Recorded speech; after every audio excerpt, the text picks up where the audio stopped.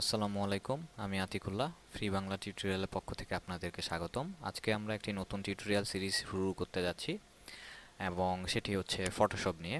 এবং আমি ইলাস্ট্রেটরের পর ফটোশপটি শুরু করতে যাচ্ছি বা করছি, কারণ হচ্ছে আপনারা দেখবেন যেমন যারা নতুন শিখতে যায় তখন তারা সবাই শুরু করে ফটোশপ থেকে, তারপর ইলাস্ট্রেটরে যায়। আমি ইলাস্ট্রেটর থেকে ফটোশপে আসলাম, just make it difference, nothing else. আর অ্যাকচুয়ালি ফটোশপ আগে শিখে ইলাস্ট্রেটর পরে শিখলে কিছু একটা ফায়দা হবে, বা ইলাস্ট্রেটর আগে শিখে ফটোশপ পরে শিখলে ফায়দা হবে, এরকম কোনো কিছু না। অ্যাকচুয়ালি আমার মনে হয় যে কেউ যদি ইলাস্ট্রেটর আগে শুরু করে তারপরে ফটোশপে যায়, তখন ফটোশপটা তার কাছে দুধবাদ মনে হবে। তো যাই হোক, এটা এক একজনের মানে কি বলে, অপিনিয়ন এক এক রকম। সো আমার সাথে সবার মতের মিল হতে হবে এরকম কোনো কিছু না। তো আমরা ফটোশপের যারা আমার ইলাস্ট্রেটরের টিউটোরিয়ালগুলো দেখেছেন, তাদের জন্য ব্যাপারগুলো পানসে মনে হতে পারে, কিন্তু আমি ধরে নিচ্ছি যে আপনি আমার ইলাস্ট্রেটর টিউটোরিয়াল দেখেন নাই, ফটোশপ আগে দেখছেন, বা ফটোশপ টিউটোরিয়ালই দেখছেন, ইলাস্ট্রেটর দেখবেন না, বা আপনি পারেন। তো তাদের জন্য আমি এখানে প্রথমে এই ফটোশপের ইন্টারফেস সম্বন্ধে একটু পরিচয় করিয়ে দিতে যাচ্ছি। যে অ্যাজ ইউজুয়াল এটি হচ্ছে আমার মেনু বার, এরপর এটি হচ্ছে আমার কন্ট্রোল প্যানেল, এটি হচ্ছে আমার টুলবক্স, এবং এটি হচ্ছে আমার টুলের কন্ট্রোল প্যানেল। এবং স্বভাবতই এই প্রত্যেকটি ব্যাপার এখানে দেখুন যে আমরা চাইলে এটিকে ধরে নাড়াতে পারি, বাদ দিতে পারি। এটি সম্পূর্ণ আমার নিজের ইচ্ছা, এবং আবার নিয়ে এখানে রেখে দিতে পারি। আমার এই জিনিসগুলোও জাস্ট এটি ধরে আমি যদি চাই এখানে নিয়ে সেট করতে সেটাও পারবো, আবার যেখানে আছে সেখানে রেখে দিতে পারবো। অথবা আমি যদি এটা ধরে মাঝখানে নেই তাহলে এটি মাঝখানে নিয়ে সেট করা যেতে পারে আলাদা করে। যেমন এখানে দেখুন অটোমেটিক, যদিও আমি চাই নাই তারপরও হয়ে গেছে। তো এরকমভাবে অটোমেটিক এইভাবে করা যেতে পারে।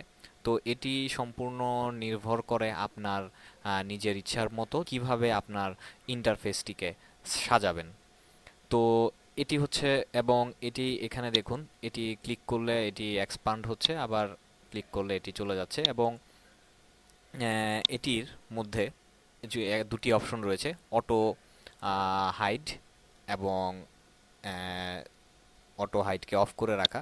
যে স্বভাবতই আপনি এটি করলেন, এখানে রাখলেন, এবং আমি যদি মাউসটি এখানে কাজ না করি অটোমেটিক সেটি হাইড হয়ে যাবে, এই ব্যাপারটি। তো এরপর এটিও কলাপস করে রাখা যেতে পারে।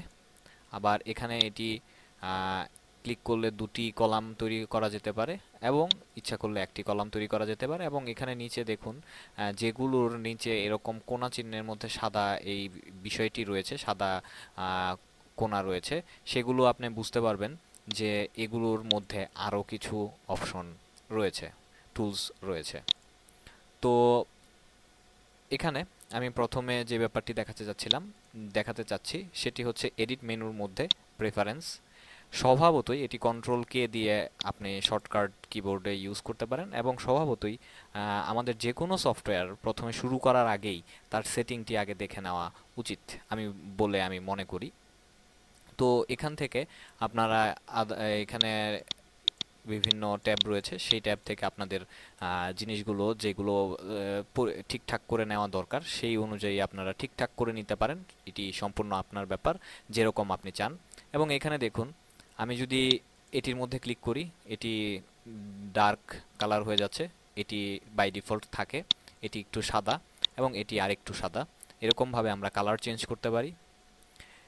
এরপর ধরুন আমি যদি একটি ইমেজ ওপেন করি, বা একটি ফাইল ওপেন করলাম, এবং সেই ফাইলটি স্বভাবতই এখানে ওপেন হবে।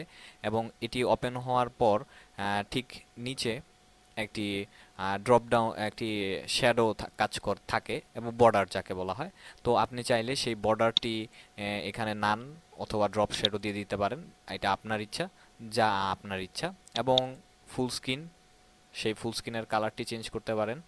এবং এছাড়াও আমার আদার্স যে কালার সেই কালারগুলো চেঞ্জ করতে পারেন। আর এখানে দুটি জিনিস, যে অটো শো হিডেন প্যানেল এবং ওপেন ডকুমেন্ট অ্যাজ ট্যাব, এটি হচ্ছে এই ব্যাপারটি যে আমরা যখন দুই তিনটি ছবি ওপেন করব তখন এটি ট্যাব আকারে হবে অথবা মেনু আকারে হবে, এটি আমার ইচ্ছা এবং সেই অনুযায়ী এগুলোকে সাজানো। তো এই কথাগুলো আমি এখানে প্রথমেই বলছি যে আমার এই জিনিসটিকে সাজানোর জন্য। এবং এছাড়া আপনি যদি চান, যেমন এখন প্রথমে আমি শুরু করি হচ্ছে যে আমার এখানে একটি ডকুমেন্ট ওপেন করা নিয়ে। তো ডকুমেন্ট ওপেন করতে গেলে আমরা প্রথমেই ডকুমেন্ট ওপেন করার আগে আমি এখানে আরেকটি ব্যাপার দিয়ে নিই। আমি প্রথমে একটি পেজ নিলাম এবং স্বভাবতই নিউ গেলে আমি এই পেজটি নিতে পারি। নিউয়ে যাওয়ার পর এখানে আমার অনেকগুলো অপশন আসবে, আমরা এগুলো নিয়ে পরে কথা বলবো, বাট আপাতত ওপেন করলাম। এবং আমি যদি চাই আমার এই পিছনের ব্যাকগ্রাউন্ডটি, শুধুমাত্র এই পিছনের ব্যাকগ্রাউন্ডটি আমার যেরকম ইচ্ছা কাস্টম কালার বা এই যে সিলেক্ট কালার করে আমি আমার কালার পরিবর্তন করতে পারি। তো আমি যে বলেছিলাম যে এখানে একটি ড্রপ শ্যাডো, সেটি হচ্ছে এই প্রেফারেন্সে গিয়ে আমি ইন্টারফেস এটির মধ্যে যদি গিয়ে এখানে যে ড্রপ শ্যাডো এটি যদি দেই বা লাইন করে দেই, তাহলে আমার এইটির এই বর্ডারের এদিক দিয়ে সেই ডিজাইনটি অ্যাকচুয়ালি থাকবে। এটি হচ্ছে আপনার একান্তই ব্যক্তিগত ব্যাপার যে আপনি এইটি এরকমভাবে কাজ করবেন কি করবেন না। তো এছাড়া আরেকটি যে ব্যাপার হচ্ছে যে আমার এই কন্ট্রোল প্যানেলটি হচ্ছে ডাইনামিক, যে আমি যেইটির মধ্যে ক্লিক করব সেটির অনুযায়ী আমার এই কন্ট্রোল প্যানেলটি এখানে চেঞ্জ হচ্ছে। এবং আমি যদি চাই আমার যে কোনো জিনিস এখানে টেনে এনে ছেড়ে দিতে পারি। এবং আরেকটি ব্যাপার হচ্ছে যে এখানে কোনো জিনিস আপনি যদি যুক্ত করতে চান বা এখান থেকে বাদ দিতে চান, বাদ দিতে চাইলে যেটি হবে এটির মধ্যে রাইট মাউসে ক্লিক করে ক্লোজ দিয়ে বাদ দিতে পারেন।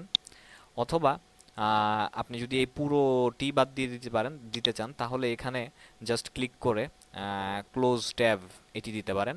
এবং এটির মধ্যে কোনো কিছু যুক্ত করতে চাইলে আপনি উইন্ডোতে গিয়ে এখানে আপনার সবগুলি কন্ট্রোল প্যানেল টুলসের বা যা যা অপশন রয়েছে সেই অপশনগুলো রয়েছে, আপনি এখান থেকে আপনার পছন্দ অনুযায়ী আপনার যেটি মনে চায় সেটি আপনি এখানে এনে যুক্ত করতে পারেন।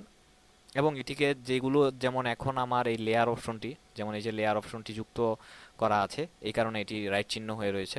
এবং এখানে দেখবেন যে আমার চ্যানেল অপশনটিও এখানে যুক্ত আছে, কিন্তু এখানে আমার চ্যানেলটি এখানে রাইট নাই। এটার পেছনে কারণ হচ্ছে যে আমি যদি এই চ্যানেল অপশনটির মধ্যে ক্লিক করে এবার যদি আমার উইন্ডোতে যাই তাহলে দেখুন এবার চ্যানেলটি রাইট হয়েছে, কিন্তু যদিও আমার লেয়ার প্যানেলটি এখানে রয়েছে কিন্তু এখানে আমার লেয়ারটি দেখাচ্ছে যে এখানে নাই। অ্যাকচুয়ালি আমার যেটি ভিজিবল থাকবে এবং যেটি ব্যাকএন্ডে থাকবে সেটি এখানে শো করবে না, এটি হচ্ছে অ্যাকচুয়ালি এটির ব্যাপার স্যাপার। এরপর আপনি যদি চান আপনার নিজের পছন্দ অনুযায়ী আপনার ইন্টারফেসকে সাজাতে, তাহলে আপনি সেরকমভাবে জিনিসগুলো, যেই উইন্ডোগুলো আপনার দরকার যেভাবে যেভাবে সাজানো, এটি আপনি যদি ধরেন এটিকে টেনে নিয়ে আপনি এই সাইডে একসাথে রাখতে চাচ্ছেন যে সবগুলো আমার এক সাইডে থাক, এই পাশে আমি কাজ করব, সেইগুলা বা এরকম টাইপের আপনি যা কিছু করতে চান বা যেভাবে সাজাতে চান সেরকমভাবে আপনি সাজালেন। এবং সাজানোর পর এখানে আপনার যেটি রয়েছে যে নিউ ওয়ার্ক স্পেস, এবং নিউ ওয়ার্ক স্পেসের মধ্যে আপনি ক্লিক করে নতুন একটি ওয়ার্ক স্পেসের নাম দিবেন, নাম দিয়ে সেটিকে সেভ দিবেন। সেভ দেওয়ার পর স্বভাবতই আপনার সেটি সেভ হয়ে যাবে। এবং যদি আপনি চান সেটি আবার ডিলিট করে দিতে, তাহলে এখানে আপনি ডিলিট করে দিতে পারেন। এবং অ্যাজ ইউজুয়াল এখানে বাই ডিফল্ট তৈরি করা কিছু রয়েছে, যেমন এসেনশিয়াল, পেইন্টিং, এরপর হচ্ছে ফটোগ্রাফি, এরপর হচ্ছে টাইপোগ্রাফি। এখানে বাই ডিফল্ট এই জিনিসগুলো করা আছে। তো ফর এক্সাম্পল আমি এসেনশিয়াল অ্যাজ ইউজুয়াল সবাই ইউজ করে থাকে এবং এটি আসলে কাজ করতে সুবিধা। তারপরেও আপনার পছন্দ মতো নিজে তৈরি করে নিতে পারেন, অথবা সে অন্যান্য যে তৈরি করা আছে সেগুলো দিয়ে কাজ করতে পারেন। কিন্তু এখানে যদি আপনি ধরুন এসেনশিয়াল টি দিয়ে কাজ করতে যাচ্ছেন এবং আপনি ওই কাজের জন্য বিভিন্ন রকমের এরকম নাড়ালেন, এগুলো আনডাক্ট করলেন, এটারে নিয়ে আবার এখানে নিয়ে রাখলেন, তো আবার এটারে এখানে রাখলেন, এখান থেকে আবার এটারে অ্যারেঞ্জ করা যায় এভাবে। তো এরকম করে আপনি জিনিসটারে উল্টাপাল্টা করে ফেলছেন, কিন্তু আপনি চাচ্ছেন এখন এখন একদম পূর্বে যেরকম ছিল ঠিক সেরকম ভাবে সেটি তৈরি নিয়ে আবার আগের অবস্থায় নিয়ে আসার জন্য, সেটির জন্য এটির মধ্যে গিয়ে আমি যদি রিসেট এসেনশিয়ালের মধ্যে ক্লিক করি, তাহলে দেখুন আমার সব কিছু আবার পূর্বের অবস্থায় ফিরে গেছে। তো এভাবে অ্যাকচুয়ালি এইটি হচ্ছে আমার শর্টকাটের উপরে আপনাদেরকে ফটোশপের ইন্টারফেসটির সাথে আমি পরিচয় করিয়ে দিলাম। এবং পরবর্তী টিউটোরিয়ালে থেকে আমরা আস্তে আস্তে কাজ করা শুরু করব। তো বন্ধুরা, আজকে এ পর্যন্তই। ভালো থাকবেন। ধন্যবাদ।